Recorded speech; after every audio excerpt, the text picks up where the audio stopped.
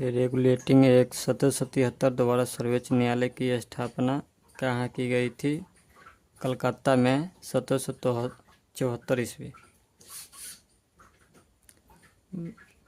भारतीयों को भारत के प्रशासन में भाग लेने का अधिकार किस अधिनियम के द्वारा प्राप्त हुआ? चार्टर एक्ट 1833 के द्वारा। भारतीय विधान परिषद को बजट पर बहस करने की शक्ति किस अधिनियम के द्वारा प्राप्त हुई? भारत परिषद अधिनियम 1892।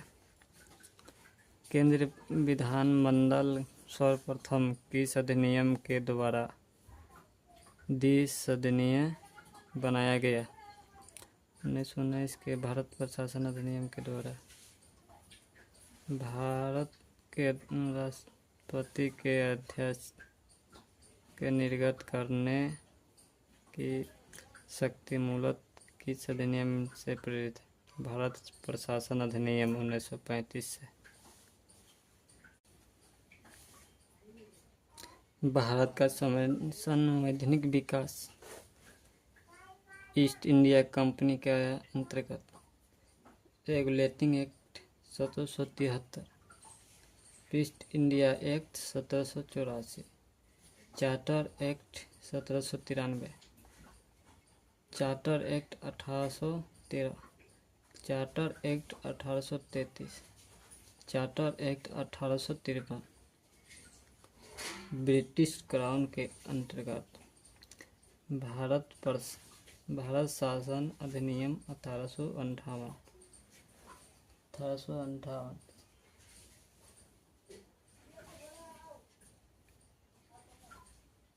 भारत परिषद अधिनियम 1861।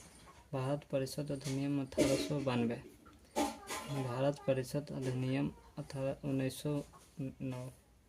भारत शासन अधिनियम 1919। भारत शासन अधिनियम 1935।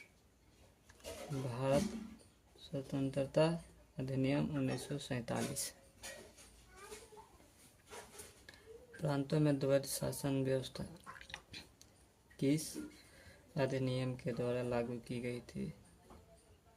भारत शासन अधिनियम 1909।